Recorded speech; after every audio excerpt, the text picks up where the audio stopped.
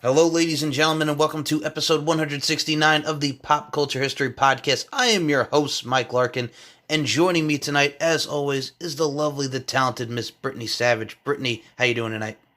Hey, I'm good. How are you? I am doing well. First and foremost, I gotta say, it's a pleasure to be back with you. It's going to be a fun show for episode 169 of the podcast, but first and foremost, man, the coronavirus is just spreading like wildfire. Yeah, it's insane. It is, and I mean, I'll be honest. Well, where we are in the Carolinas, I know North Carolina, I believe, had a state of emergency. A lot of schools are being closed, and we were just talking beforehand about New York, just a lot of schools being closed. Your daughter's school being closed tomorrow. It's nuts, and a lot of them doing a lot of online learning with colleges and institutions. It's really crazy to see how this is taken over. It definitely is. I think it's more so of how everybody reacts to the situation too. Because if you think about it, you want to stay cautious of the whole situation that's at hand. But you hear a state of emergency and everyone's running to the supermarkets, and now we're all basically kind of isolated together at the supermarket too. There's so many people. So not really too safe at the same time. Do you know what I'm saying? So it's just kind of take it one day at a time, try not to freak out. It is a scary situation. Unfortunately, a lot of people have been dying due to the circumstance. Just remember that you're not the only human being around right now, so save that toilet paper for other people who might need it, especially elderly. Like, you can go out and you can stock up on stuff. It's fine. It's great. But what happens with the elderly who, they live their life on a set amount of income and they don't have it to go out and spend all at once? So just be courteous and be considerate of other people, not just yourself, because how would you feel if you went to a store, which is happening to a lot of people, and supplies are out because people are taking 5 or 6 at a time? Of course, and I mean, man, friggin' toilet paper going off the wall, hand sanitizers. Isn't it kind of amazing, though, something that we should all be doing as humans, simply washing our hands or doing what have you, and now it takes like an epidemic, a virus, to like pretty much keep us all in check? Yeah, it's kind of sad. You should have been doing that since, day one. I am very cautious about how clean I am. I make sure I've washed my hands all the time before this situation occurred. I make sure my daughter does so too. Maybe going forward, this will just teach us to be more cautious, but is it going to stop other things from happening in the future? Unfortunately not. It kind of feels like a test on how humans are going to react to situations. And to be honest, a lot of us are doing a horrible job at it. That we are, unfortunately, and I'll be honest with you. It sucks just because we were talking about schools closing and the whole nine. I mean, it's affecting people in their work and everything, man. I want to see things get better, and I just want everybody, to be healthy and safe. I totally agree with you. I'm all for closing everything down for, like you and I were talking before, for a solid 2 weeks, sanitizing everything before it gets even more out of control than it already is. And unfortunately, there's not enough tests right now. And there's a lot more cases than we're being told about, and than what people know. Again, the people who are more affected by this is the elderly. So just remember that even if you can bounce back from it, they can't. Especially people with problems who, are recovering or recovered from cancer and from other illnesses. They're the people that are more at risk. Exactly. So I want everybody to just wash your hands, be safe, the whole nine. I mean, this coronavirus it sucks, and it really does. And that's all I've been thinking about, because I just see all these news reports coming in, and Tom Hanks and his wife have the coronavirus. The people in the Utah Jazz, they're closing everything from like NBA's shutting down, the NHL's shutting down. Everything's pretty much being shut down now. The XFL, WWE on the wrestling side of things are moving their shows to the Performance Center in Orlando. It's like really crazy time for sports as well. It truly is. I've seen a lot of independent shows being canceled left and right. It's bad, but at the same time, it's better for everybody else. They're not putting themselves at risk for a show. The shows will always be there. Of course, and I've been seeing a lot of that with the wrestling shows as well. I mean, I'm sure NYWC is doing their thing as well with their future shows coming up. But yeah, it just, I mean, health and safety comes first, and I think they're handling that properly as well. And to segue to NYWC, unfortunate, sad news, and you and I were talking about this.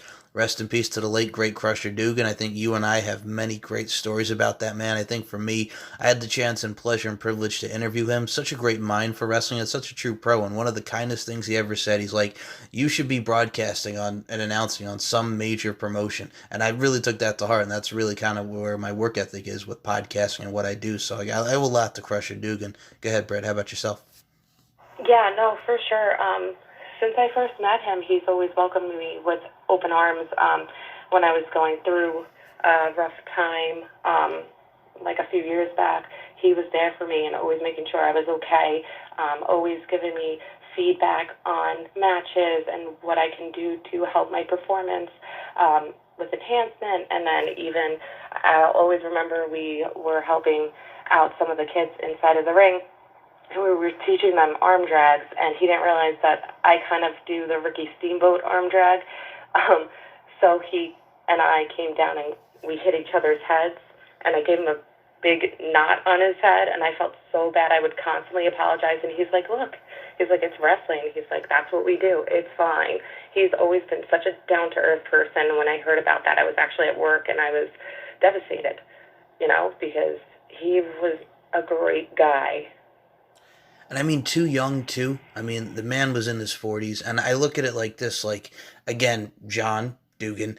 He's one of those guys that really taught a lot to, like, the guys and gals like yourself of NYWC and on the wrestling scene. I mean, this is a guy, Boris Malenko Academy. I mean, just the man was just pure genius. He knew psychology. He was a great manager. He's a great in-ring worker in his own right as well. And by the way, just to go back to the arm drag for a second, one of the best arm drags is a Ricky Steamboat, and you got to learn from Crusher on that aspect, but still true. Such a mind. That's really all I can say. I mean, we really truly lost someone who was just such great talent and a trainer for a lot of the youngins coming up in the independent scene. Yeah, definitely one of the good ones inside of the wrestling world.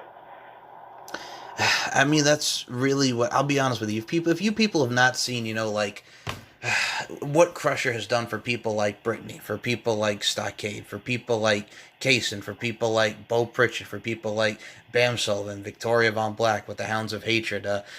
So many great groups in NYWC and so many groups on the Northeast scene. And he's trained a lot of guys that you've seen on TV, like, for instance, Brian Myers and Brett Matthews, a.k.a. Hawkins and Ryder, and a lot of people that have gone on to other promotions such as Ring of Honor, New Japan Pro Wrestling, now AEW, All Elite Wrestling. I mean, the man has helped train a lot of the greats that you see on TV. So, I mean, he will truly be missed. So, got to say rest in peace to the one and only Crusher Dugan. Whew. Again, one of the greats people, and I think you guys are you guys and gals will truly you guys gals truly miss someone who's just an absolute technician at what he does. You know what I'm saying? He's just such a great talent. So let me get Britt back on the line here, folks.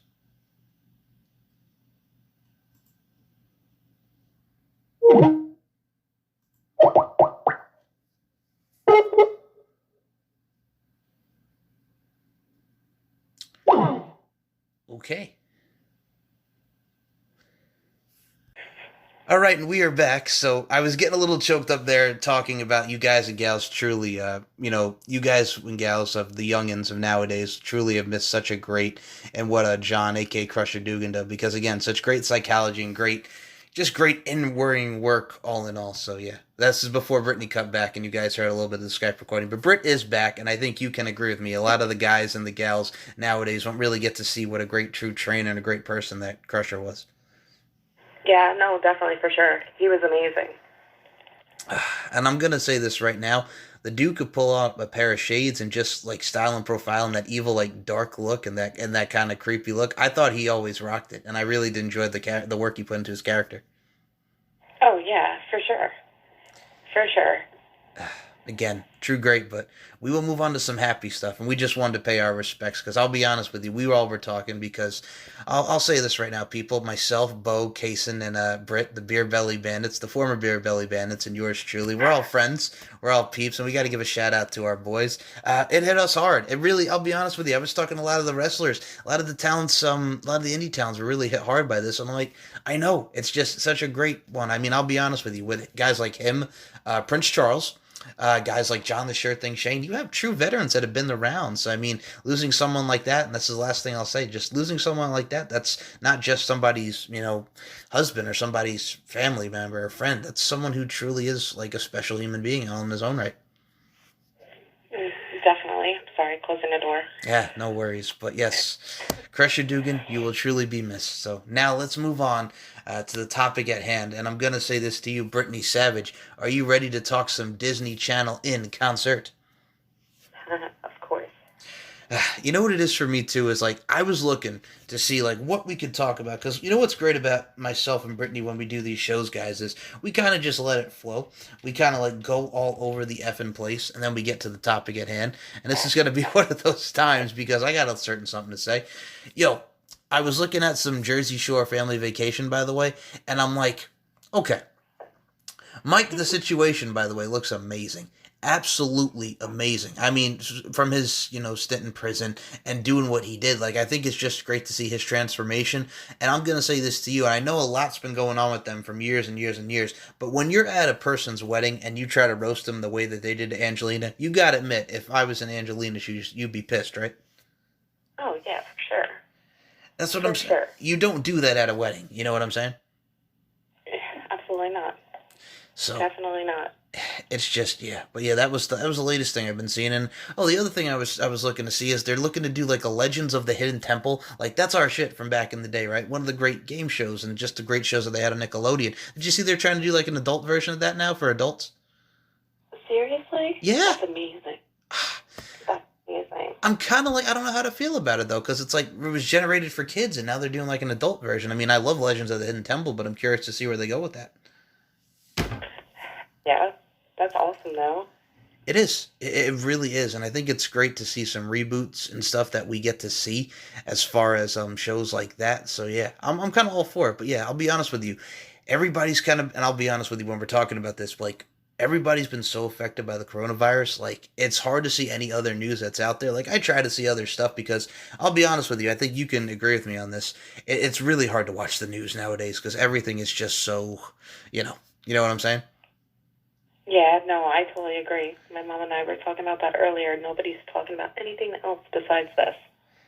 And it's very hard to find good stuff out there. And I think what's great about these platforms, and I mean I'll go a little deep with this on here because I like to say this about platforms like this, giving people the platform to tell their story. And I think with yourself, because Brittany is a fellow pop culture nerd and she's awesome, and I tell her this all day every day because she's truly awesome.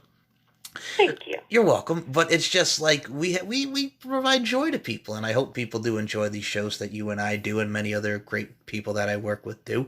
And I think with you as well, like you have so many great memories in the professional wrestling scene and what you do outside of it. Like watching your work, and I'm gonna say this right now, man, 21 years. Not 21 years, I'm sorry. 11 years. I don't know why I just doubled you. I'm sorry about that. 11 Yeah, you're always doubling my age. I'm not trying to. I'm not trying to. Hey, man, you're the vet. You're the vet. I'm just saying. Anyway, 11 years. When we're getting close to, I mean, we always talk about the Beth Phoenix match. I don't know why I keep thinking 20. You know what it is? The years just blend together, and it's like, it's very hard just because it's like you hear like one of our songs, like I'll be honest, like the Backstreet Boys song, like you hear like I Want It That Way, and it's like that song is like legit 21 years old now, but it's just like, I still can't effing believe it. You know what I'm saying? Like, it doesn't feel like it's 21 years old. And now when I look at the match that you had with Beth Phoenix, it's like, I can't believe that was 11 years old already. You know what I'm saying? If that makes sense, it's just amazing to see, like, the circle of time and just how life kind of goes full circle on you. Yeah, it flies by. It flies. I can't believe, yeah, God, I was 22. Yeah, 22. Hey, man, I'm going to say this right now because I always joke with you about this. Like, you were on the way down with Ryan Cabrera on that Glam Slam and that Scream, which, again, amazing sell. I will always put over that Scream because the Scream made that. Thank Well, no, it's the little nuances is that people that understand. Like, I'll be honest with you. Like, you took the beating like a champ. You did the job that you were supposed to do, and the scream like really also made like, oh my god, this glam slam. This impactful maneuver that it is. I think it's the little nuances that help. Yeah, no, it was like probably one of my best and most favorite memories in wrestling. Definitely, it was a good time. I wish I was, not so new with wrestling at that point in time, but I wasn't given much anyway. So I mean, but I wish I had more knowledge going in there. But I definitely learned a lot from it, so it was a good time. It was, and I'll be honest with you. I look at people like yourself around that time and Sassy Steffi and so many people. I mean, we see like WSU and everything that's still around, but I get to see people like yourself paving the way, and I truly mean that because we talk about the indies and we talk about how like you're getting older and not doubling your age. But I tell you now, you got to stop saying that you're old because you're not. You look fabulous. I tell you this all the damn time. You're welcome. Getting older. No, Thanks for man. reminding me of that. Hey, man, this year's my 10-year reunion in high school. Don't talk about me. Talk about you getting older, man. I'm already friggin' A about that, man. 10 years. 10-year reunion I for... already passed that by. I know, but still, for me, I'm just like, ugh. And I mean, you know what it is, too? And I think you can agree with me on this, because I've said this on many other shows. I know we're bouncing around. We're shooting the breeze here. But I got to ask you, with the social media age, the way that it is there even a necessity for doing these high school reunions and anything anymore because we have the social media platform at our fingertips? And if I really want to see these people, you think I would just go out of my way and just reach out to them? You know what I'm saying? Isn't it kind of like diluted in a way to go to like a high school reunion when there's so much social media around there? And if you want to talk to them or friend request them, what do you think? I totally agree. I was so pumped, like, friggin' 5 years ago about my 10-year high school reunion. I was like, oh, I can't wait. And then it came and I was like, I'm not going. So I was going to say, were you going to channel your inner John Mayer and start singing, I want to run through the halls of my high school. I want to scream at the top of my lungs. No? I probably would have screamed at the top of my lungs because I hated school back then. So the memories would be, like, drastic. Well, you're preaching to the choir. You're preaching to the choir. I hated Yeah, school like, too. it was not a good time. But, I mean, it would have been cool because, you and I have both been picked on in school. We've had this discussion. It would have been pretty cool to walk in there and be like, yeah, that's right, bitches. I'm different now. What's up? You used to make fun of me. Now you all want to be friends with me. Bam. But I'm not that type of person on the outside. I mean, no. I mean, if you just want to go through to your high school reunion, just talk about, hey, you used to make fun of me. Now I'm a real deal sex appeal. I mean, that's your business. You know what I'm saying? That's your business if you want to do that, Miss Brittany Savage. Yeah, no, I will never do that. I'm just like, I see those friend requests pop up, and I'm like, I remember back in the day. Yeah. Like, maybe I'll let you, I'll accept you. Maybe I'll just leave you in the box. I don't know. TBD. No, I mean, TBD. you know what it is too? It's like that's the funny part about it. I think growing up and then you see these people that picked on you and gave you shit. I'll be honest with you, I got shit a lot in school for liking wrestling, for liking this. I remember as a youngster, I used to friggin' get made fun of for the I'll be honest, I was a sandwich kid. Like, it didn't take much to please me. Like, give me like a peanut butter and jelly sandwich for lunch, right? Give me like a bologna sandwich. Give me something. Just give me a sandwich, and I will devour that because I enjoy sandwiches, right? Don't sandwiches kick butt? They do. I mean, they do. They're not bad. Yeah, then people used to make fun of me for having sandwiches. Oh, you're just gonna have a sandwich? Yes, I like my ham and cheese sandwich. Fuck off, you son of a bitch. You like what you like. My daughter has peanut butter in a bowl because she doesn't like bread. I'm sorry. I mean, Wait, hold on. One more time with that. Repeat that, please. She got it from me. So I always eat peanut butter out of a bowl. Granted, I do it with Cool Whip sometimes, and then sometimes it might be jelly, but mainly Cool Whip. So that's what she eats. And if somebody tries to make fun of my daughter, I'm sorry, I'm not afraid to smack a bitch. I'm gonna go ham on somebody. I'm gonna go ham. See what I did? Boom. Ain't nobody making fun of my kid for eating peanut butter out of a bowl. I'll go sit next to her and I'll eat a big slap of peanut butter out of the bowl with her. How did this become a thing, though? Like, peanut butter in a bowl? Ever since I was little. Okay. I don't know. I'm trying to I just didn't like bread. I didn't like bread either back then. I'm just trying to understand this because I've never heard of this before in my life, and I love peanut butter. I'm saying peanut butter in a bowl, huh?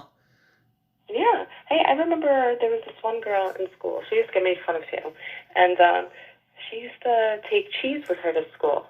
Sounds normal, right? Yeah. She would take it out of the wrapper and just eat it. Just plain old cheese. So, just plain old cheese. Sometimes she would have ham, and sometimes she would wrap the ham and cheese together, and bam, no bread.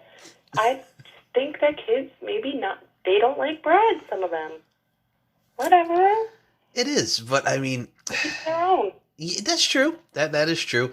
Well, hey, my mom used to always make fun of me for like the burgers because I would take all the pickles and the lettuce, all that. She's like, "Why?" I'm like, "I don't like pickles and lettuce. I mean, just give me like the Pickles beef." are amazing. What's that? Sorry. Pickles are amazing. All Sorry. right. All right. What are you going to be like SpongeBob now? You going to be like Bubble Bass and hide the pickles under your tongue? What's the dealio with you over here, Miss Pickles? And Pickles? I didn't say I'm obsessed with pickles, but pickles are good. Are you going Fried to pickles. Oh, fried pickles are bomb. Are you going to Oh, yes, I do love me some fried pickles. All right, you got me on Oh that my one. Lanta. Are you going to go I the love route to make sauce. Are you going to go the route of Snooki and just be like obsessed with pickles? No. You remember when she was obsessed with pickles? I do. Ugh. Yeah, no. I will never be obsessed with pickles. I love pickles, but definitely not obsessed. All right. Well, there's healthy obsessions, and then there's obsession. So I mean, Obsession? obsession. I'm But definitely at that obsession point in my life right now, and I'm like, I need to diet. But then I'm like, oh, cake, hi. hey, Fried pickles, sure. I think if people follow this wonderful human being on social media, we get to see a lot of your workout stuff, and I mean, you're a beast. I see you beasting it in those photos. Maybe. How long ago was those photos taken on some of them? Because I mean, as of late. Hey, man. All right. No, I'm lazy right now. To be honest, I'm not gonna just be like, oh, I work all the time and taking care of my daughter. I see women who work full time and raise their kid and work out. Props to you. I used to be like that. Now I'm like, I'm gonna one day, maybe when it gets closer to summer, I'll get back on that kick. Because then I'm gonna, try to put on a swimsuit and I'm gonna look like fucking shallow house chick from the movie, and she's not gonna look right.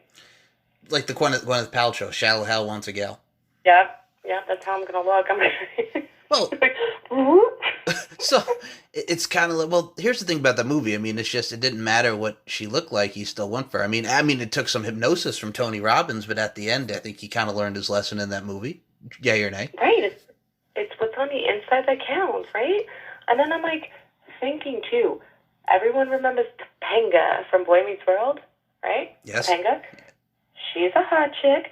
She's a chunky chick. I'm like, okay, all right. I can get on that bandwagon. I'll eat a couple more donuts, whatever. As long as I don't get too large and in charge. So you could kind of be like Heather Graham in Anger Management. Am I porker, fatty? Am I not too big boned for you? Just eat the brownies all up in one with the Red Sox bikini on there, like Heather Graham in Anger Management. But no, I understand that because there was that episode of Boy Meets World where she thought she was, fat, and her and Eric were going on diet. He goes, "No, you're hot. I just wanted your pizza." Yep. Your pizza. Oh my god. Well, I actually just finished rewatching every season of Boy Meets World. That show's amazing. all right, I'd like to give a special shout out to fellow listener and my boy, Mr. Travis the Walker Anderson. People, if you want to see another big Boy Meets World fan like myself and Brittany Savage, contact Travis the Walker Anderson on Twitter, Walker_TA92. Talk to him about Boy Meets World. The man is great about his Boy Meets World, loves him some Boy Meets World. He's done shows with me on this as well as you. So, Travis the Walker Anderson, you know your stuff, sir. Shout out. Word. But no, here's word. The thing though is like from the male point of view, and I used to have this about Topanga. We used to rhyme, and I mean, if it rhymes, can you really go wrong, Miss Brittany Savage? Because a lot of people wanted to banga Topanga, if you know what I'm saying. Yeah. My Lanta. I mean, you're not wrong. Lots of men did back in the day. Hey, every girl was obsessed with Sean. That is true. I mean, well, okay, if you like that one episode where he just friggin' puts his hand right through his hair, then the radius, is that you, Sean? Friggin' all the way across. It's That ama- episode. it's amazing. But it's like It's with Topanga, I think with Danielle Fishel is first and foremost, that was one of the main reasons why I tuned in a little bit to Girl Meets World because I wanted to see Topanga and she still looks fabulous. And she also, looks amazing. she's amazing, right? And but the thing with Danielle Fishel is she goes from how did what was the deal here, man? Because like when she was with Lance Bass, and then Lance Bass turned gay, and everybody said over the air that she made Lance Bass go gay, which I'm like, that's just wrong. That's not true. Mm, Yeah, no, no. no, no. He probably just wasn't sure And you see, at the moment. that's not a bad thing though, because I mean, if you're gay, that's fine. And I'll be honest with you. You know what the problem is about this world? And I was talking about this on the on one of the other shows. All right. See, here's the thing. Like, if you're gay or you're homosexual, and people unfortunately say the word, I'll say it. This is real life here. We're going into some deep topics here, but this has to be said. So when people, this is not supposed to be funny, but yes, I'm going to try to say this with a straight face. So when you use the term faggot, that's not just hurtful and disrespectful, but you're not considering the person and what they're going through, whether, you know, they're homosexual, gay, what have you, however you want to define it. So I'll be honest with you, and I'll share a brief little story. When I was first starting on Facebook in 2010, right? Now, mind you, I did not want Facebook. I hated Facebook because everybody had it in high school. And one of the girls that I went to high school with, she was a sophomore at the time, right? She goes, I want to add you on Facebook. And I'm like, I really don't do Facebook. And then she goes, what? You're not on Facebook? And I'm like, yeah, I'm not on Facebook. I just said that I don't have a Facebook. So I just created it for that. And then it kind of like spiraled out of control. Now I use it for, you know, to promote the show, promote LFC, the whole nine, right? So the thing to getting with the gay thing is when I first got onto Facebook in 2010, right? This dude, his name was Aaron. He was a fellow wrestling fan, and he messaged me and he wrote to me, and I quote, "Hey, sexy," and I'm like, "Oh man, I know where this is going." So what I did was I politely turned him down. I said, "Thank you. I'm flattered, but I'm not interested, and I truly wish you well." You didn't see that's the perfect way of handling, not getting grossed out and being all homophobic. Like, no, because you know why? They're still a human being and an individual like us. No matter what their preference or orientation or ethnicity, whatever they are, they're still a person like you, us. You know what I'm saying? If that's the kind way to approach it. Yeah, no, for sure, for sure. Yes. And Not had like multiple, but I was at a bar like last year, and I had a woman hit on me, and I'm just like, I'm okay, thank you. It's like, what are you supposed to say?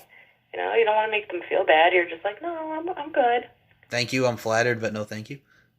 Yeah, I mean, that's how I would handle any situation, even if it was a guy. I'd be like, no, I'm good, thank you. Exactly. Now you see, I did not know that you got hit on a woman at a bar. Yeah. Oh man. Mhm. Okay. Mhm. So you see, it works. It She goes both stepped on ways. my foot. She what? She stepped on my foot in the process. Too. I was What? like, No. You're drunk. You're a little drunk. But it's fine. So a drunk woman who stepped on your foot flirted with you. Mhm. Oh my And god. she was with her man too. What? Yeah, it just gets better, right? Yeah, she was with her man. Stepped on my foot. I'm like, okay. All right. One other story. I'll mention this because, again, this is the topic at hand of what we're discussing. Like I said, we can get into deep topics on here because a lot of people can relate and resonate and generate with it. So, the only other time I ever got hit on by a guy was actually, I'm not going to mention the name, but I'll make you guys take a guess. It was someone who I interviewed, and I just texted them because I had their number. So we exchanged numbers, and I said, thank you, that was a fun show. And then apparently it came out that they were interested in me and they wanted to see a picture of, yeah, my genitalia, to put it in a PG term. And I'm like, oh no. So I politely turned them down. I said, no, we could still be friends. You could talk to me, but it ain't going down like that. And they obliged. So yeah, 2 times that's happened. And then I realized the pivotal thing at that moment, Miss Brittany Savage, I would not do well in jail. So there you go. I'm not too well. Well, don't ever do anything wrong. Do not commit a crime. Make sure you get your taxes done. File those, you know. Get your pet spaded and neutered, like Thanks. Bob Barker, Price is Right. Jesus. What? Oh, my Lanta. But no, like that legit happened. I mean, it's how you approach the situations. You know what I'm saying? I mean, Yeah, sure. and I was at a Cher concert, and I'll be honest with you. Back in Oh, last, you love talking about the Cher concert. it was a great experience. It was an amazing show, and Cher kicks ass. But I'm just like, man, when you got guys dressing like Cher and friggin' Yes Queen and then all this and all that, I'm like, yeah, I mean, there's gonna be gay people there, but I mean, it's Cher. I mean, gay people like Cher, gay people like George Michael. Who the hell cares? It's music. It's an art form. So I just want to also go on that point. It doesn't matter what music or whatever you listen to. It's all an art form at the end of the day. So I'm adding some positivity to that. And yes, Cher's concert kick ass. It was awesome.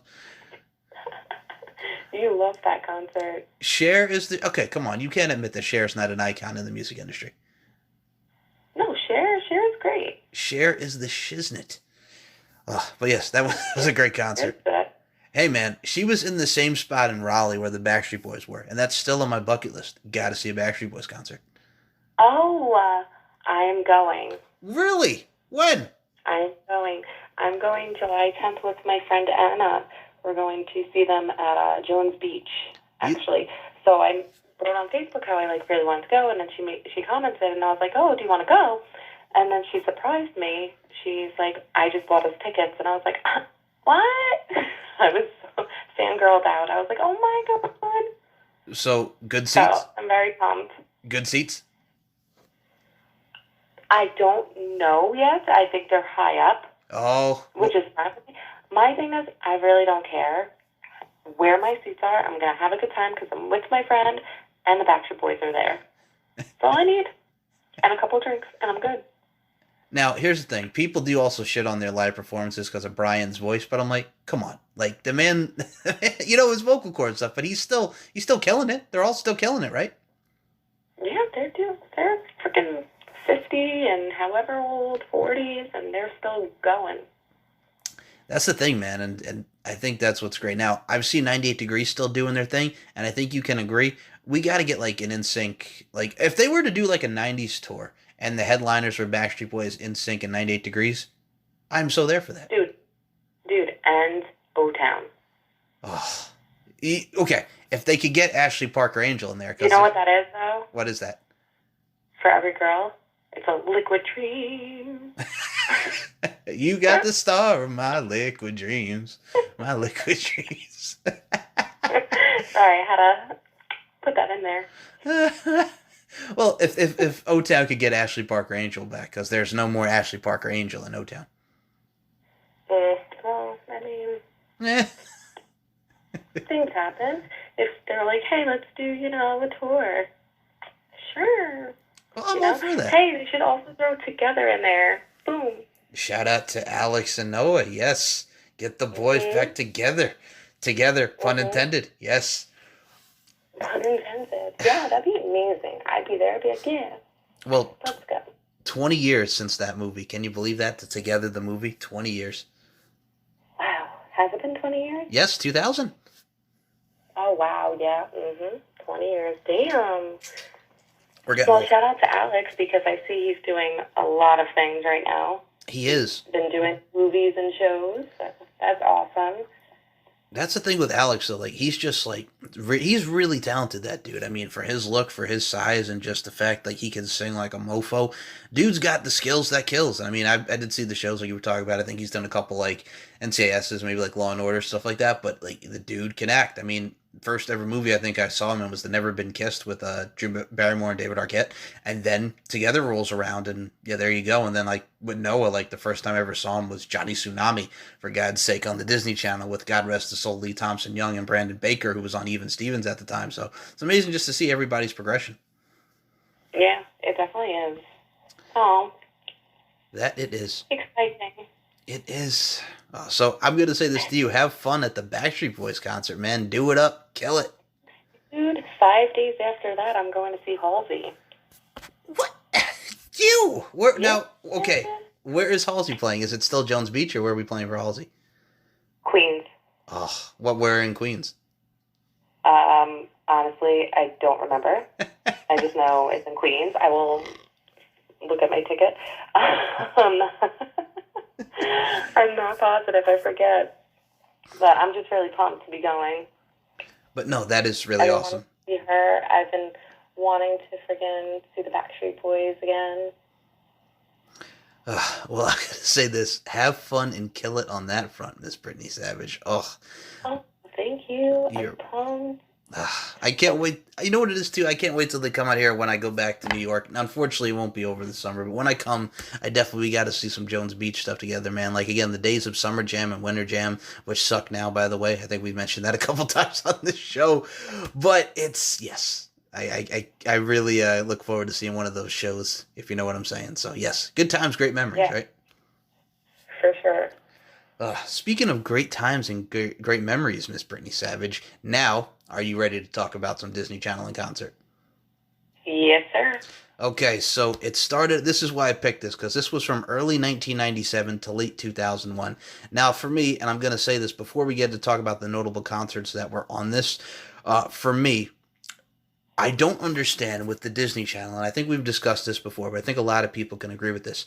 With the Disney Channel, when they would air like the old movies at like 2 or 3 o'clock or 4 o'clock in the morning, or sometimes like they do put it on at night, like in the evening around 8, 9 p.m., why are you not putting the Disney Channel and concerts on there? Because there's a lot of great concerts from that. You know what I'm saying? A lot of people have petitioned it and have suggested it, but it's like those are like what really made it. Like I remember watching as a kid. You know, you do your homework, come home from school. Rusey Kinney Elementary School at the time, 1 Redmond Street. Bada boom, bada bing. Did my homework, came home, watched me some TRL, watched me some 106 and Park, maybe a little Rap City, Rap City with Big Tigger in there. But then go towards the evening realm, you get a little Disney Channel concert on there. Like, why can't you bring that back? Exactly. They should bring it. They should. But there's so many like great things about it. Like, all right, so do you actually the first ever one that they did? And looking at this list, and actually, you know, this is bringing back some memories. Ray J in concert with Brandy. Now, this was around the time when Brandy had songs like "Everybody Knows," "Almost Doesn't Count," and "The Boy Is Mine" with Monica. And this is when Ray J like had his first album. But for me, I didn't get to know like Ray J until like '02 or like the mid 2000s when he had that song "Wait a Minute," and then he had like "Sexy Can I," "Just Pardon My Manners," and then he had the "Ray for the Love of Ray J" on VH1, that crappy ass reality show. But I think for me, yeah, this was around the Moesha time. Do you vaguely remember Ray J being in concert with his sister Brandy there? I do remember. I do remember that. And that was a good jam. It was. It really was. And I mean, I think again with Brandy at the time, then this was we mentioned "The Boy Is Mine," almost doesn't count. "Have You Ever?" And then like she later went on to do like "Full Moon" with that song and "What About Us?" And I mean, that's the thing, like such great stuff. And then the next one after that was Johnny Lang in concert. Do you recall a Johnny Lang? Yes, I do. Okay. Now, if I remember correctly, was he like a gospel singer? Because like that kind of brings back memories. I think there was a little gospel in there, maybe like rock. I could be wrong with this, but I know Johnny Lang. I think so. I don't remember. I remember the name. I just can't think of exactly what he sang. All right, let me take a look at what Johnny Lang sang here because I'm looking at the name and I'm like, yeah, that sounds familiar, but again, vaguely. So he had songs like "Smokin'," he had "Only a Man," "Thankful," "Turn Around," "Wander This World." I'm like, okay, or "Lie to Me" or something like that, but that's still cool. You know, he had a gospel or rock thing, but I vaguely remember that Oh, one. cool. And then you had In Sync, of course. I remember that one. And well, what was great about these is besides like obviously the performances, right? But you actually got a good look into them, like around Universal Studios in Orlando, and actually just touring, getting to see the sites, and just talking about like their favorite this or favorite that, and really getting to know them as people, which I thought was cool. Yeah, no, it definitely was cool. And then you have In Sync, and of course '98, which was tearing up my heart. I Want You Back, Drive Myself Crazy Thinking of You. God Must Have Spent a Little More Time on You. What other song came off that album that I'm forgetting here? Oh, Here We Go, which was also featured on Model Behavior. Here Which we Oh, yep. one more time, Oh my god, everybody. it was amazing. It is. Well, we're gonna I get to love that the movie. yes, Model Behavior. Well, that's the thing. A lot of people don't even remember that that was Justin Timberlake's like first ever movie with him and Mackie Lawson. Yeah, that movie was amazing. I used to love when that movie would come on. Well, it also just shows like you know what it is too, and I'm gonna say this like with how Disney had their movies back in the day and their shows and how it is now. Like it focused on like real issues. And I mean that this was Maggie Lawson in a dual role, and she's like this nerdy girl in high school. It's really not that popular. Then you got this popular supermodel with Kathy Lee Gifford as your mom in the movie, and it's just like it shows like how one wants to be in school and one wants to be like this. So you get to see both sides of the spectrum. Yeah. Mhm. So I mean, yeah, that's the thing. That's the times right there. And then after NSYNC, we had Cleopatra. Do you remember Cleopatra? Cleopatra? It's an R. Uh, Well, they were an R&B pop group from the sorry, UK. door. Ah, no problem. No, sorry, my door. Hey, I think we have. Well, we haven't heard sirens tonight, or the motorcycles going by. Oh, So it actually started to rain on me, so I went inside, and I didn't. That's why I was like so low the entire time because I didn't want to wake Brooke up. So I'm back outside because it's no longer raining outside, so I'm good. I can talk normal. yeah, well, you're like Stained in Fred Durst. You're on the outside. I'm looking in, taking it back to 2000. But no, so Cleopatra was a UK group with their song Cleopatra's Theme, and I'll be honest with you, I don't remember who they were either. I think the only notable member that I'm seeing here is Cleo Higgins, and Cleo Higgins was another person. Oh, she was on The Voice UK in 2013. But yeah, so yeah, No idea. no idea who Cleopatra is. But I yeah, only know one Cleopatra, and that's like from a long time ago. yes, ma'am. And then they had a holidays in concert, which had NSYNC, Tatiana Ali. Oh my God, from Fresh Prince of Bel Air. Oh yeah, she had some good hits. She had Daydreamin'. She had every time Mhm. Daydream of You. Now I can think of me and you. Yep, okay. And the other one was Sean Colvin, who was on that holidays thing. She had that song called "Sunny Came Home." Are you familiar with a Sean Colvin? No.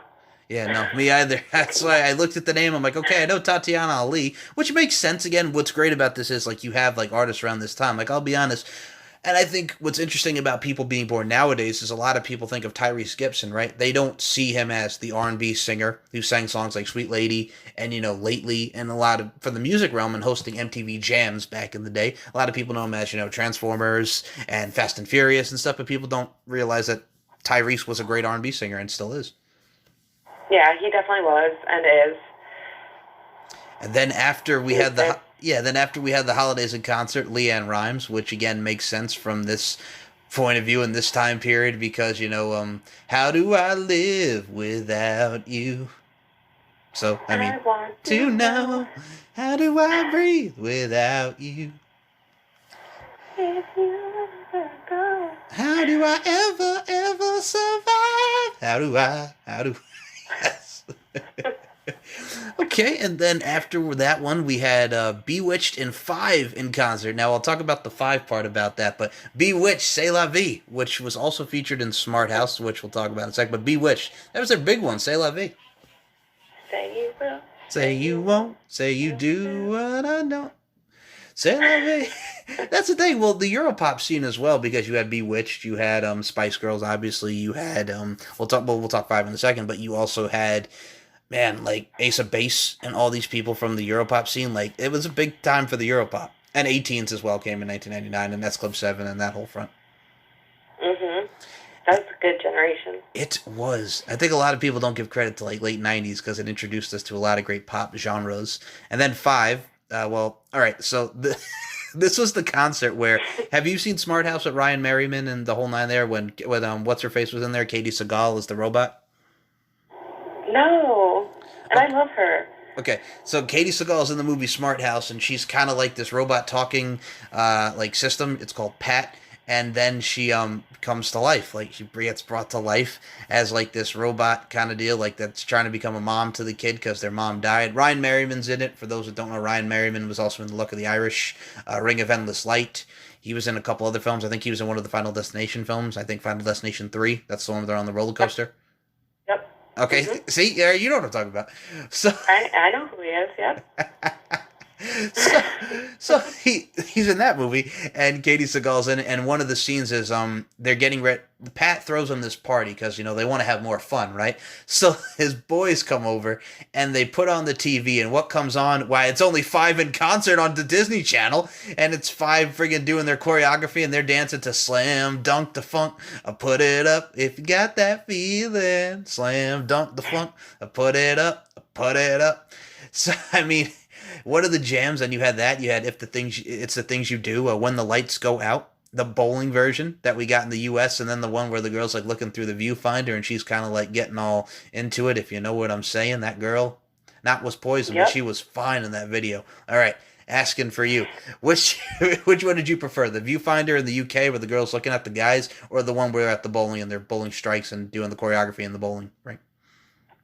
In the The bowling alley. bowling alley. You gotta go But I bowling always alley. say that one guy is so creepy. I say it every time. You do. Oh, it's the guy with The the one with the nose. leather coat. Oh Creepy. man, I know which one you're talking about. It's the guy with like the curly hair. Yeah. Oh. Yes. He's Okay. so creepy. Oh. Okay. So if people want a visual, if you see Fives when the lights go out, the video, he's the one that bowls the strike and he has his arm in the air and he goes strike and he makes that like that the mouth. That weird face. That's the guy. Creepy. I'm like envisioning it. It's so creepy. I'm like, well, here's the thing. Like, okay, so they're doing the choreography, and I get what they're trying to present with the video, right? Like, okay, it's the guys, they're dancing, they got some hot girls in the bowling alley, right? So, everybody's bowling, this jamoke friggin' bowls a strike, and he just goes up and he goes, strike, and I'm like, that face, I'm like, did you really need to do that, bro? But okay. He did, and it creeps me out. Oh, man, but okay, yeah, that was With his leather jacket, his brown leather coat. so that was the five. That was the five. That was that was the five. I don't know who creeps me out more, though, him or Daniel Bedingfield. I don't know. Okay, it's got to be the five guy. 'Cause Daniel Bedingfield's really not that bad. You just got a thing to hate on Daniel Bedingfield. I like his music. He just creeps me out. Okay. But so does the dude in the brown leather coat. He's creepy. Whew. That facial expression just... No. Yeah, and if you're getting down, baby, you don't want to get down with that. And then you had five will make you get down. Now everybody get up, sing it. 1, 2, 3, 4, 5 will make you get down now. 5 will make you get down. And then after that one, we have Britney Spears and Joey McIntyre. Okay, so this was around... Oh, yeah. Yes. Baby, one more time. You drive me crazy. Sometimes from the bottom of my broken heart. The soda pop, bop, she bop, she bop. The clock is ticking and we can't stop, won't stop. Yes. The entire Baby One More Time album. And Joey McIntyre. What the hell was the only hit around the time Stay the Same and Cry? I think those were like his two big hits around the time because this was around the time. And I'll give a shout out to our boy Kaysen because he loves him some Jordan Knight with Baby, You Know I Could Give It To You. So this was around the time that Jordan Knight song was out. That was a good jam at the carnival. I mean, here's what made it for me. Like, I'm a harmony cat, right? So, Baby, you know I could give it to you. I can't deny I do it right. And then he just goes right to the dance, like the ballroom type dancing, like a little waltzy kind of deal. I loved it. But yeah, no, like Joey McIntyre around this time. Were you a fan of Stay the Same? Because my earliest memory, besides the ballad, I remember it being on MTV Party to Go. Like, it came out in 99, 2000. It's like a dance mix, and it's like, don't you ever wish you were someone else. It's like a very techno kind of feel. Yeah. Okay. But Yeah. okay. But yeah, good times with that one. Then you had Youngstown and Steps. Now, Youngstown had, we could do it automatic. I'll just go gadget. I'll be your everything. I mean, then here's the thing. You remember that Disney Channel had to change the lyrics to I'll Be Your Everything by Youngstown? That was off the Inspector Gadget soundtrack. No, I don't remember that. Okay, so for the movie, it's, we could do it automatic. You'll just call out Go Gadget because obviously Inspector Gadget. But the original version of the song is we can do it automatic. I can freak you with my gadget. So to make it Disney friendly, they changed it up. All right, and then Steps are the time. Now, another one, I believe, UK. Were you a fan of Steps? I don't think I remember. Okay, so for me, I mean, I remember Steps very briefly for 5, 6, 7, 8, which was like one of their big songs that came out in 99. And the only reason I remember it, again, MTV Party to Go, but that was like the big one, 5, 6, 7, 8 Steps. But yeah, here's the thing, like you had groups like that, Nobody's Angel, I just can't help myself, I'm falling in love with you, that one. And Oh, wait, I do know that. Yeah.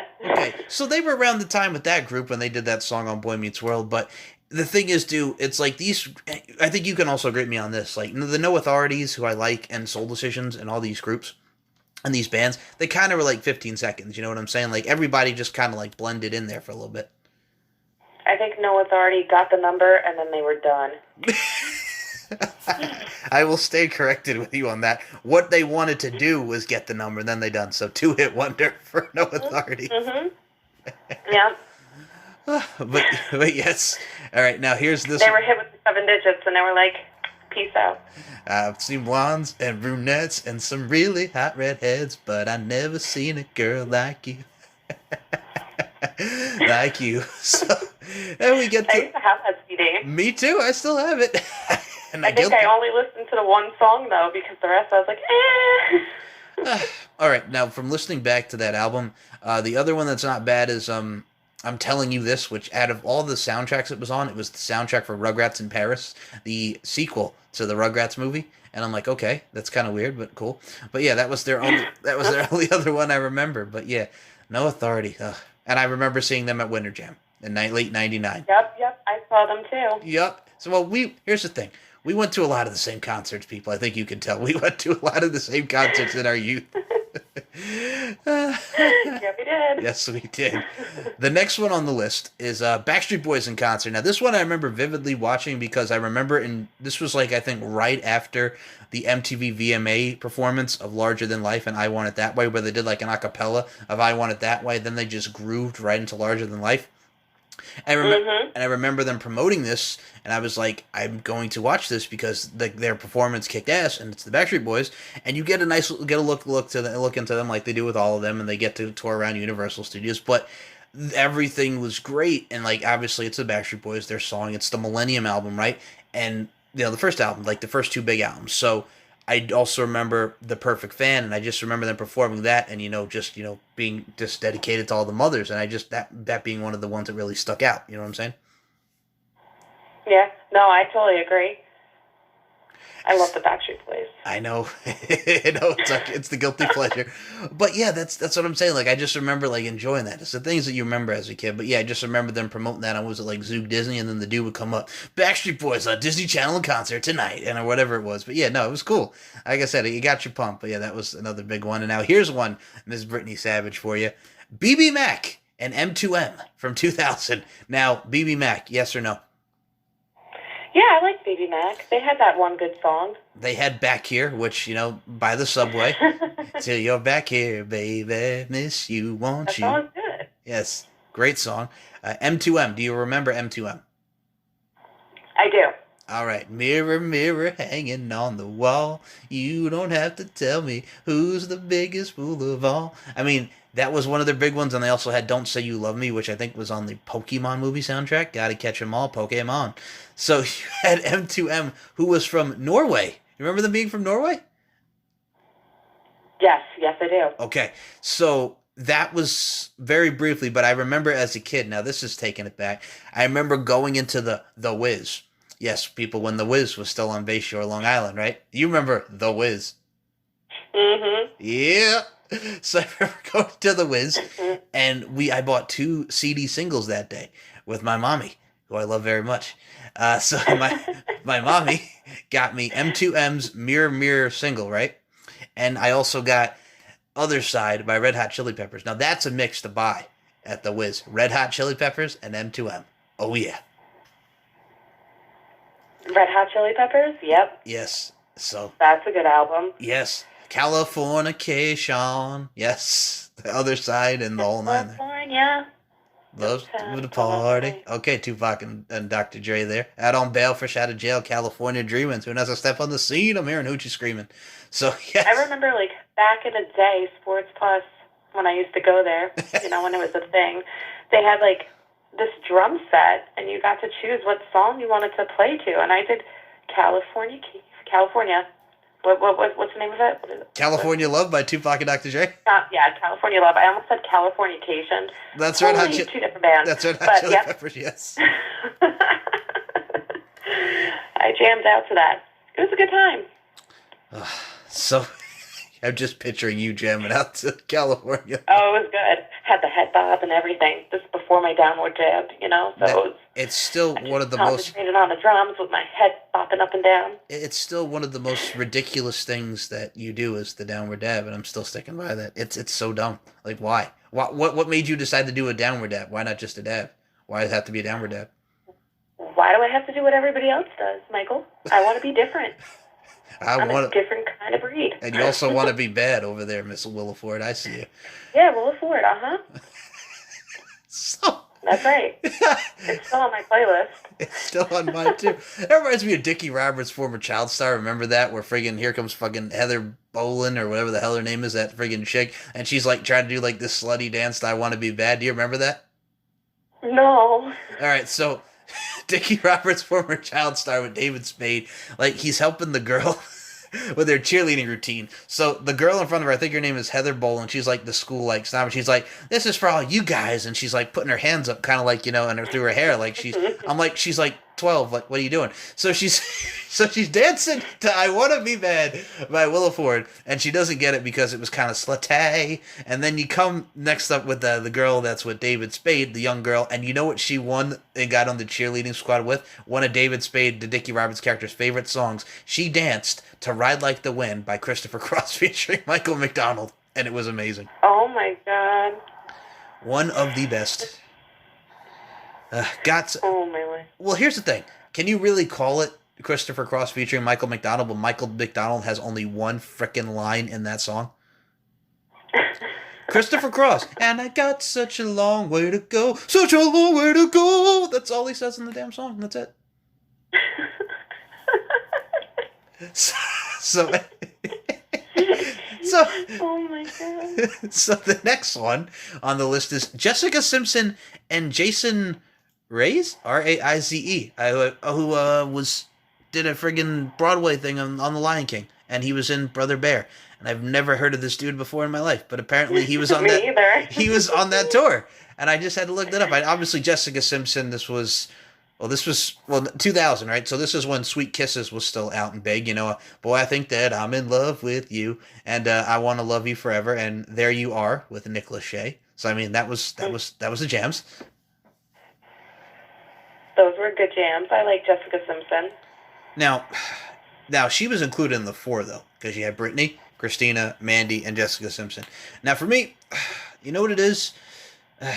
I like them all. I really do, but if I had to pick, I think I was mostly the Britney fan, followed by, you know what it is too, like everybody had their different thing. I think you can agree with me that out of the four of them, Mandy Moore was the one that was like the girl next door.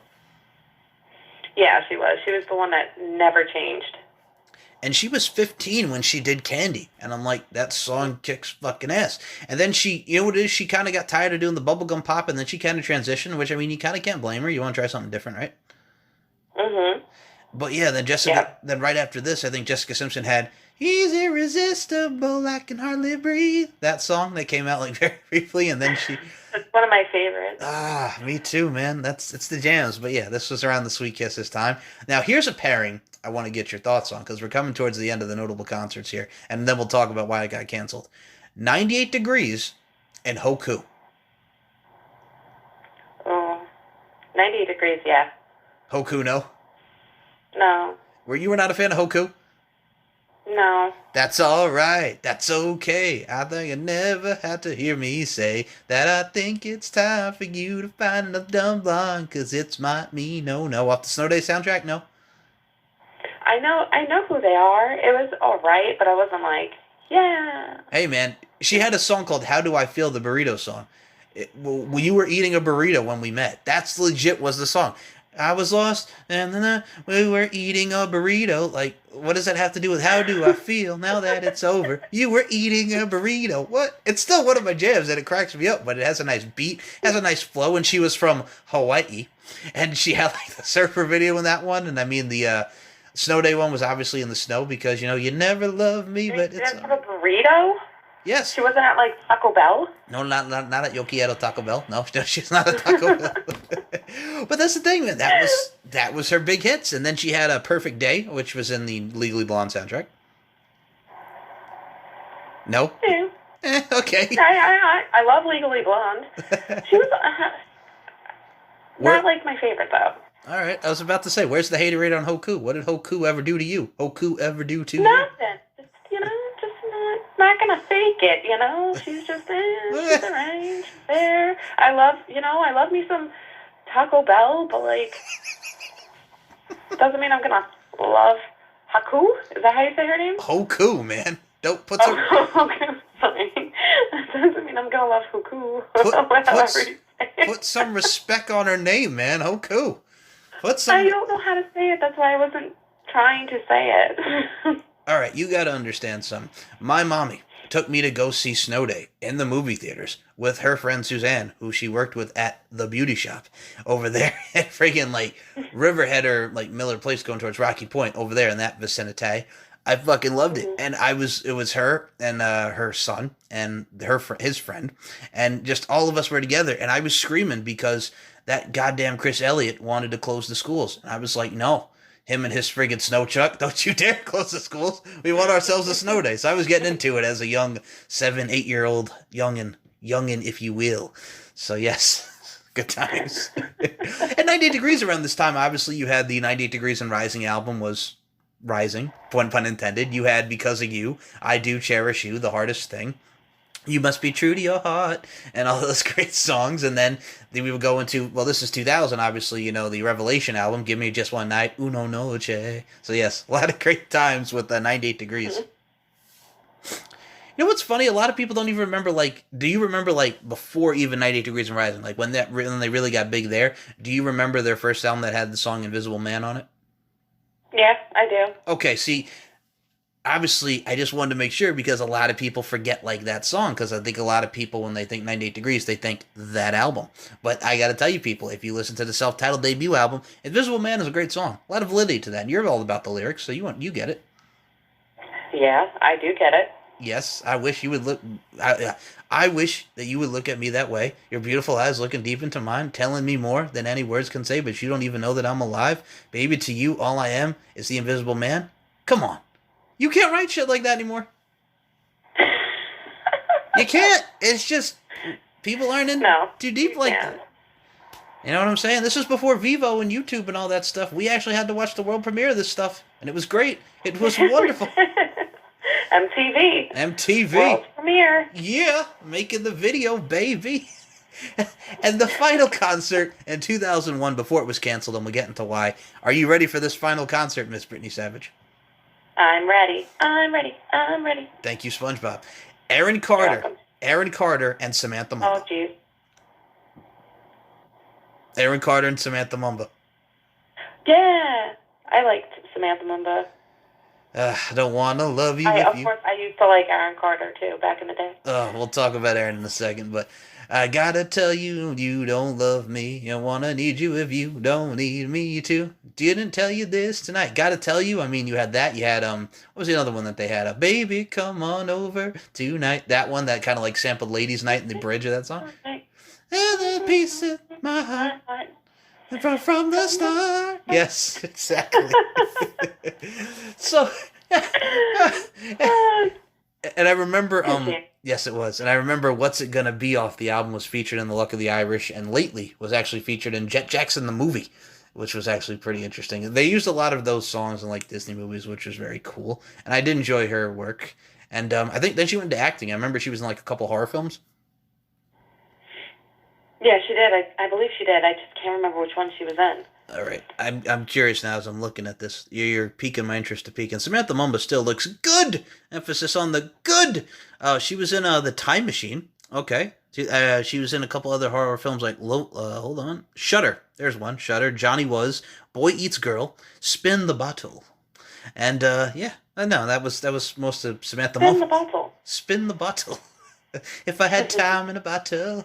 Taking effect to The Hangover, but anyway, Aaron Carter around this time. I mean, 2001. This was still Aaron's Party Come Get It, and That's How I Beat Shaq, and I Want Candy, and Girl You Shine Like Reflections on the Water. So I mean, like Aaron Carter was and Bounce. For those who remember Bounce, this was like right. Yep. So this was like right before, maybe around the time of Aaron, oh Aaron, what are we gonna do with you? And Not Too Young, and I'm Not Too Old. That thing, but still, this is what. That thing there, yeah, that. So, this is what Aaron Carter was still killing. I mean, doing the Jimmy Neutron soundtrack and all that stuff. Leave It Up to Me. It's a kid, baby. And I mean, that time. But, like, obviously you see what's going on with him now. And what is up with that face tattoo? He got another one or did, like, a little revamp to it. I'm like, all right, he's got to stop, number one, with face tattoos. And he's got to stop doing interviews because he just looks like a psychopath. And they're kind of, like, taking advantage of his mental health issues. Yep, I agree. I'm just saying, like, and as a podcast and as an interviewer in his own right, I think you can agree with me on this. Like, I would not want to interview that man because you know it's going to look. It's going to look like we're trying to exploit him. And also, he's someone who's not necessarily right in the head. So why would you want to, exploit that when you can actually be helping someone, Yeah, exactly. He has a lot of stuff going on, and people are just making fun of him. It's not cool. It's not. But I'll be honest with you. I'm going to say this right now. Out of all the craziness, I got to say, he is very talented, though, and he can write his own music very well. He's really... Oh, yeah, he's sure. amazingly talented, but he just needs to get off whatever he's doing. And I'll be honest with you, I truly wish him well. We tease him. We could tease him and stuff, but I'm like, still, at the end of the day, he was a part of our childhood and really was a part of the pop scene, also with his brother and the Backstreet Boys. But still, I mean, when you think of pop music from this decade, this 2000s, late 90s, you think of Aaron Carter. Mm-hmm. So, yeah. Yes. So now, are you ready Little Aaron. Little Aaron. Okay. Now, I remember the days of the penis tip when he also had that song Crazy Little Party Girl and that haircut. But again... Yeah, he was so little. Again, he was like 10, or like 9 or 10, right? Yeah. But still, the His haircut. mushroom cut. The mushroom cut. Or as... Okay. We discussed this. It's also known as the penis tip. I don't know why it is, but it's known as the penis tip. But yes, it is the mushroom cut. What? I didn't name it this. I found it out years later. Because I'll be honest with you. No. Well, here's the thing. My buddy even pointed out to me because I'll be honest with you. When I was a kid, I kind of had a little bit of a mushroom cut. There's old photos of me with the mushroom. You mean a penis head? Yeah, thanks. I had a little bit of the penis tip. But yes, I had the mushroom. I had the mushroom cut when I was a kid. But hey, we all go through phases. Anywho, here's the reason. Here's the reason. I had a mushroom cut too when I was younger. Get the fuck out of here. I guess I had a penis head too. Did you really? What age? Once when I want to say about 3 or 4. Okay. And then probably around the age of like 10. Aaron Carter's age at the time. All right, so my mushroom cut days were probably when I was like 7 or 8. Close enough. Close enough. We're all like kind of around the same age frame. That is with true. Our penis. Yes. Right, so here's why, and I'll be honest with you, like, were you a fan? I listened to a lot of Radio Disney back in the day too, but I couldn't, like, here's the thing. Once we got to like high school musical territory, like the mid 2000s, I'm like, no. And I was already pissed off because that goddamn Stevie Brock had to kill a classic song in All for Love by Color Me Bad. And I'm like, what the hell are you doing? You're playing with the girl with the basketball. And it's like, no. How the hell do you know this song, you little 12-year-old squirt? And he's free. And the girl's like a foot tall. It's like the Dream Street thing all over again. Because the girl's a foot taller. They're singing on the dad's yacht. And whatever they're doing on the bridge. And it's so cheesy. And I love Jesse McCartney with a beautiful soul in the whole nine. But yeah, it's just, no. Stevie Brock, you can go fuck yourself. Anyway, I digress. It still bugged me. I'm sure he's a cool cat, but it's just like that bugged me. I'm like, I was not a fan of the All for Love color, like the whole thing. You know what I'm saying? Because I'm like, you're killing a classic. You know what I'm saying? People remake shit. I feel you, yeah. Okay, so you go off on Stevie. Stevie Brock rant aside, it's like when I was ranting about the Westlife video because friggin' Westlife, swear it all over again. It made no sense in the U.S. Like in the UK. Here's the thing about the UK people, and I love my UK peeps. But the UK video, they're on like a stage, and it's like in an auditorium. Us in the US, it's like they're playing soccer at the car wash. What the fuck does that have to do with it? And I swear it all over again, all over again. What does that have to do with anything? How does that song fit a video where they're in the car wash and there's soccer at the car wash? What does that have to do with anything? Maybe they just got done with a soccer game. Why are you trying to make sense out of this? It doesn't make any sense. I don't know. Hey, man, friggin' Logic at a boy band video. Well, here's the thing. The Backstreet Boys make sense for the I Want It That Way with the plane because a lot of fans will meet them at the airport or what have you. And it's like it's crazy fangirls and just like the overall fans of the Backstreet Boys. So it's like they're putting on a performance, right? So it makes sense in the long haul. But making sense of the car wash and soccer. And I'm like, no. It's not a bad ballad, but it's just like, what does that have to do with, I'll swear it all over again, all over again. You know what I'm saying? In the harmony. It's the lyrics. You like lyrics, Miss Validity over here? I do. Yes. Anyway. Rant over. Here's why Disney Channel in Concert got canceled. So it was took off the air in late 2001 as well with music videos citing the inability to receive a state and revenue from the artist's CD sales and lack of exclusivity to for the videos. However, they do air music videos from songs featured in Disney's feature films and performed by artists on Radio Disney and signed by Disney's in-house record companies, Hollywood Records and Walt Disney Records. So yes, that was the reason why it was canceled. Still sucks though. Yeah. Yeah, it does. But, I mean, would it really be good nowadays? Probably not. No, I'll be honest with you. I was done when Hannah Montana and the Jonas Brothers. So we were talking about this before we came on air. Bringing Hannah Montana and the Jonas Brothers, no thank you. And I know they've done some more shows, but it's just like, it's like when we were talking about, I got no disrespect for the kid, but when Nick Tangora is the opening act of Summer Jam, it's like, come on. And again, no disrespect to Nick Tangora. He was from Bayshore, but the first kid that I remember being from Bayshore that was on Summer Jam 2002, I'm talking about Greg from Dream Street and her favorite act, Daniel Bedingfield, on the same show. I mean, come on. Greg was definitely one of my favorites, but no, not Daniel Bedingfield. Nope.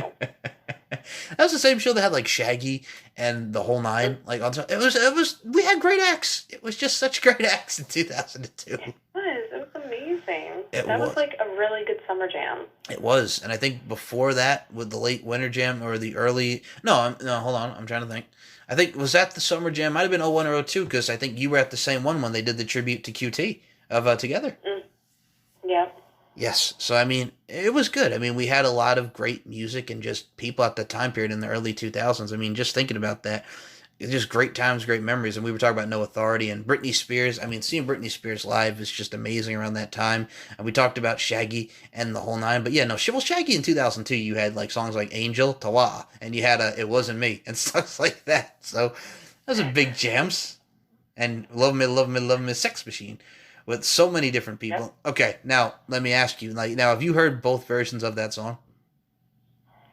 I don't know. I might have. Okay, I want to say I have. So the original version for "Love Me" was with Janet Jackson, and then something happened on the video, and then like later there was another one released with Samantha Cole, who was also an artist that came out in 1997. Do you remember both versions? Yep. Nope. I do. Okay. Cool. So yes. But yeah, no, I mean, that's just, again, I'm smiling just talking about it. But yeah, it's great to like reminisce and do these shows with you because, again, the Disney and concerts, and as I'm reading them, I'm just picturing in your head, like the photographic memory that a lot of people do. And I know I gave you some photographic memory with Mr. Strike Boy over there with his face, baby, when the lights go out. So, I mean, it invokes some imagery in the head. Am I right, Miss Savage? Yeah, great. You're welcome. I was not wanted, but yeah. Oh man, it's funny. I gotta tease you, but I love you so, Miss Savage. Before we close this out, like I said, it was great we got to shoot the breeze on a lot of stuff, and again, we bounced back and forth with each other. It's always great to interact with you. I look forward to doing another one with you. I know it's been a while, but our schedules have come to tonight, and here we are rocking it out, shooting the breeze, and killing it as we do. So first and foremost, I gotta say thank you. Yeah, you're welcome. Thank you. So, yes, before we close this out. All right, here we go, people. Brittany Savage, Facebook, Twitter, Instagram. Let people know where we can find you. Ooh, no, I only have the Twitter, remember? Oh yes, just the Twitter now. I have all my wrestling stuff except for the Twitter. Sorry. Okay, so the Twitter now. Okay, well, I remember the Instagram. Did you get... Yeah, okay, never mind. I got Instagram. Well, somebody hacked my Instagram. What? So then... When the hell did that happen? Yeah, somebody hacked my wrestling one like a few years ago, like 2 years ago. So that's why I no longer have a wrestling one, just because I don't want somebody else hacking my stuff. So oh, okay. No longer do the Insta for wrestling purposes. Feel you. Okay, I did not know that. So thank you for clarifying. No, I mean it happens, and people are just idiots. So I lost my Facebook information for wrestling. So all right, sorry. That's all right. So. Well, if people still want to follow you, give them the Twitter. Yeah, please follow me on Twitter. I have a lot of nothing to say. I mean, there's every now and then I just like peekaboo deck on Twitter. The other day, maybe like 2 days ago. I think it's the Britty Sav? The Britty Sav on Twitter. She got it. Ooh, boom. Not many things to remember at this point in time because, one social media platform for her. Well, That's right.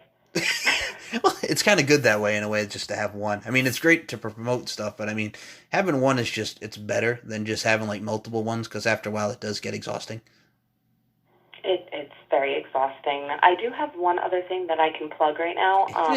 For anybody who needs some kind of toilet paper and can't find any, or if you need like on-the-go little wipes because you're afraid to touch toilet paper that somebody who may or may not have the virus has touched, um, you can go to my friend. He owns his business. It's, wow, sorry, my dog is like coughing in the back. It's Stallmates.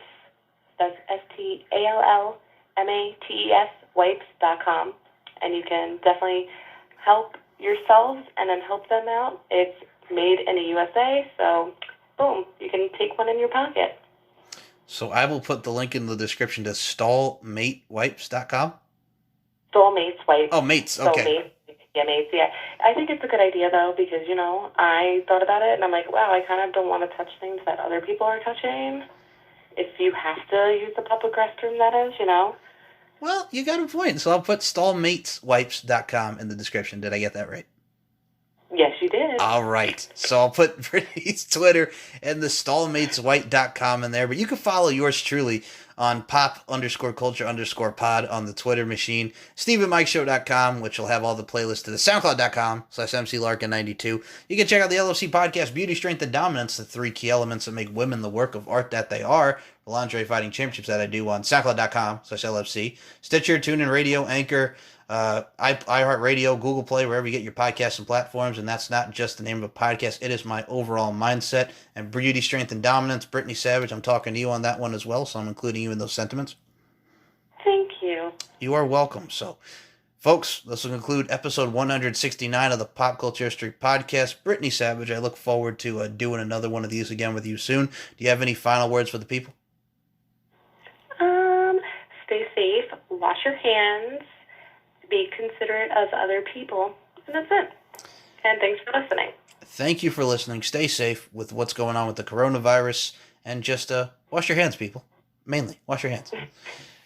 Cleanliness is key, and that'll conclude this episode of the Pop Culture History Podcast, and we'll talk to you in the next episode. Bye. Bye.